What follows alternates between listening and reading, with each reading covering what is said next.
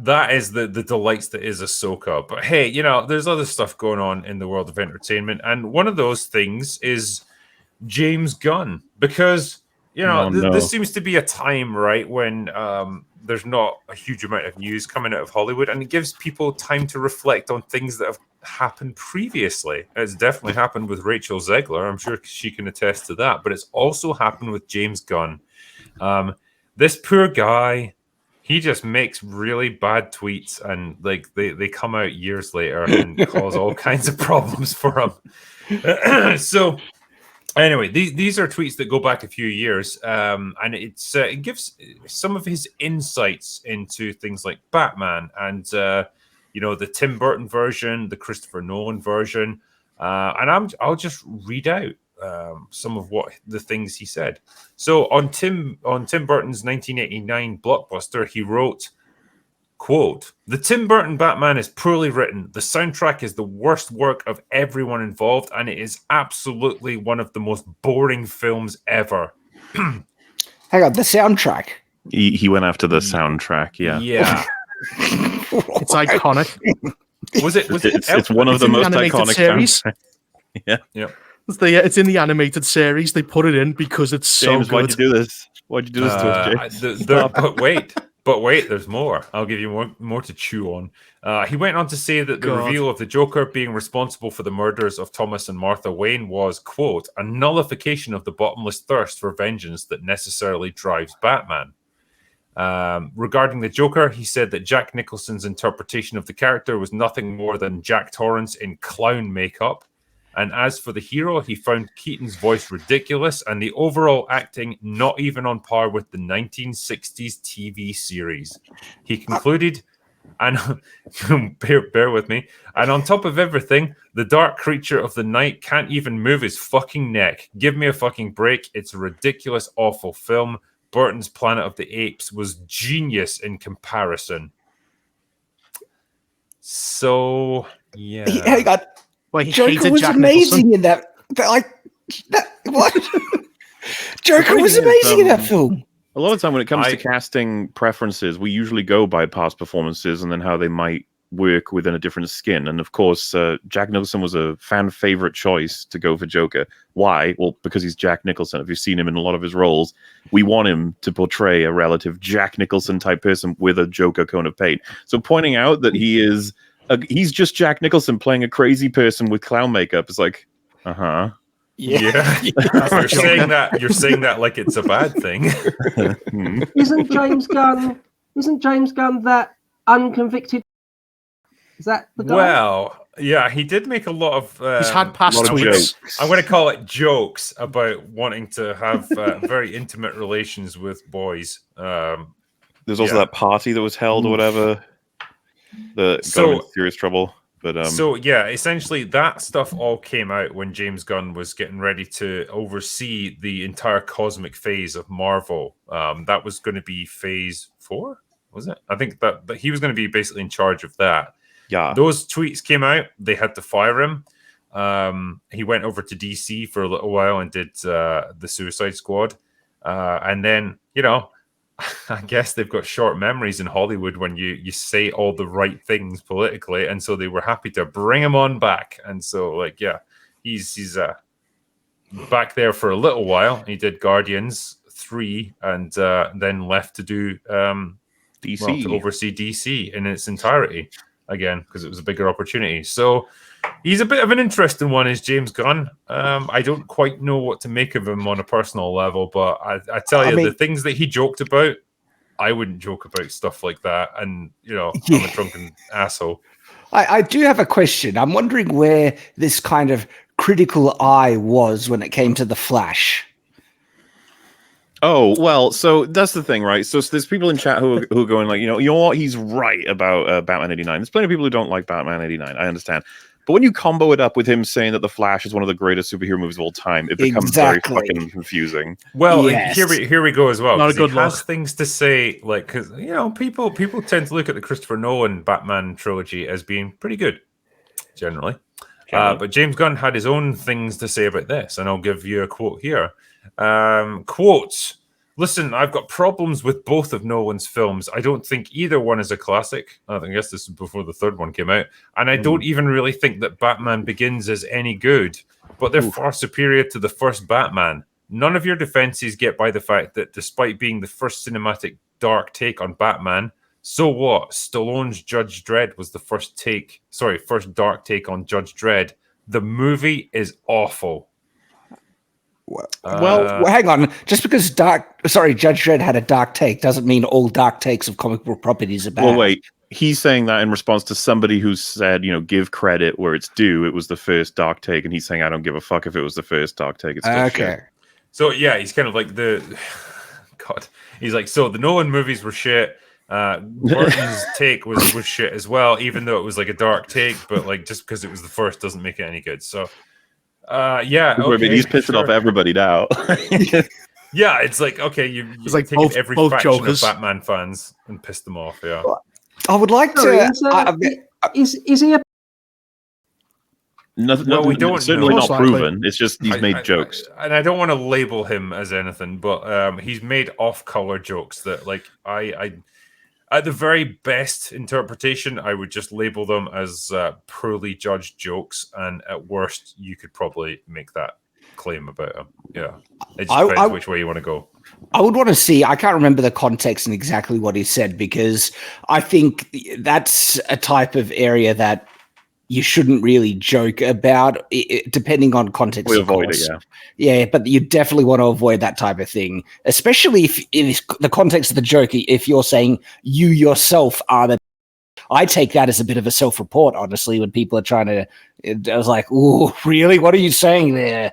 And this is different to like if you have a joke that's about context of being bad and awful. Like if you had a separate character that was representing how bad they were, and or something like that.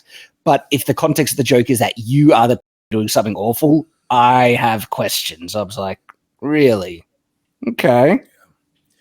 But I think in the context of like just his takes on all these different superhero movies, like Mauler said, you've successfully managed to piss off like every faction of DC fans, and so you've not left yourself much room. But he liked the Flash, though.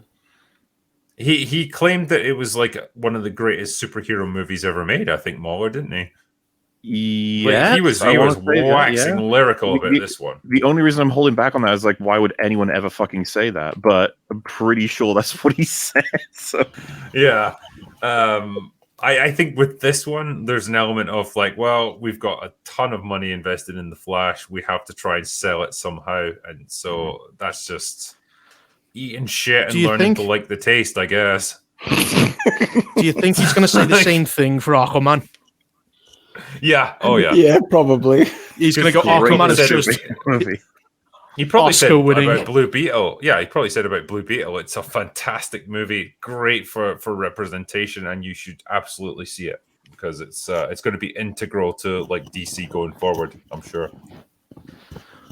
Well, the future slate's going to be terrible because he seems to just love dark stuff because the Supergirl movie is going to have a jaded Supergirl. Batman is being put with the assassin Robin, the most darkest side of Robin. So, like, it just seems to want to dark all these, like, positive stories. I think if you look at what he's done with Suicide Squad and even Peacemaker, he likes, subversive, dark, cynical takes on that was the word. Tropes. That was the word I was going to use. Subversive. Yeah, just subverting anything that people like to make it. Which it worked. It worked fantastically well with Suicide Squad because that's exactly what it's meant to represent, and to some extent, it worked pretty well with Peacemaker as well because it was, a very goofy sort of deconstructed character that's not what he claims to be. Which is fine, but if you're putting him in charge of, say, a Superman movie, like it's meant to be earnest, it's meant to be serious. Again with Batman, like that's not a character that you should deconstruct and make, into a bit of a joke that everyone's in on. Like he's meant to be a serious character, and I don't really see how James Gunn's going to manage a film like that. Yeah, I'm very doubtful about the success he'll be able to bring to Superman. And it also doesn't seem like a mistake that The Authority is going to be a film he's going to be doing far more or sooner than a lot of other ones, which I feel is a terrible mistake. The Authority does not fit well in a universe with the Justice League, but is doing it really, really soon. Do you guys know anything about The Authority? There's a gay Batman and a gay Superman. Well, there's that. That's it's also hyper violent, like in the extreme. And look, it wasn't a bad comic. I read the comic and I actually thought it was pretty good, but it's the exact type of thing that James Gunn would like. And so you can see that's why he's prioritizing it. And also, I think that's a mistake because The Authority should not be done so soon. Is it? I can't remember. Is it coming up before the Justice League? I think Superman's first, then it's The Authority. Well, he has Creature Commando before that. To me, that's insane. Yeah, like the Authority are so hyper violent and stuff like that. They're the type of group that I would see the Justice League having a big issue with and going to fight against them because the Authority also. Yeah, exactly. It's going to be a bit like the Boys.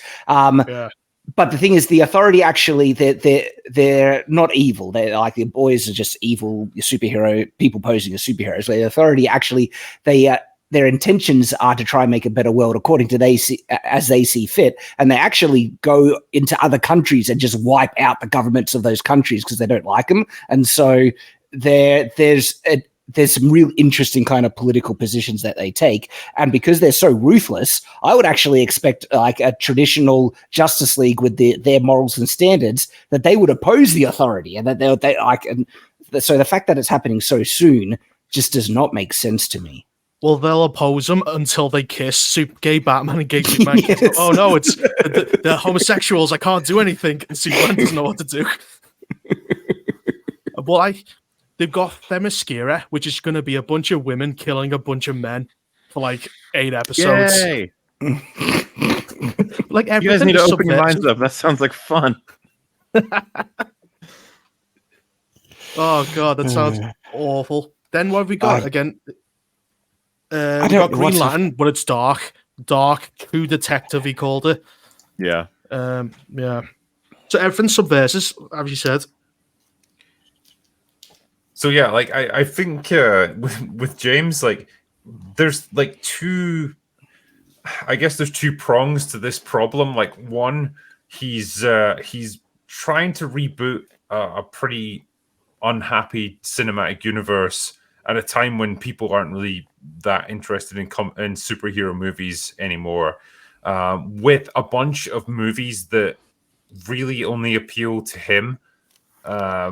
But also, like, you're getting tweets like this resurfacing, where it's like you just see his absolute disdain for things that are generally quite beloved and quite appreciated by comic book fans.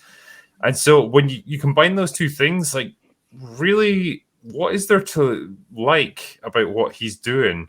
What is there to get excited about?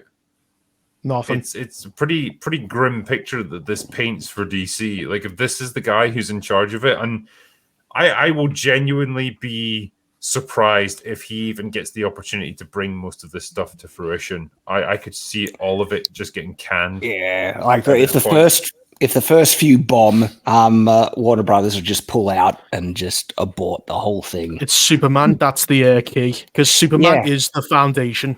Yeah.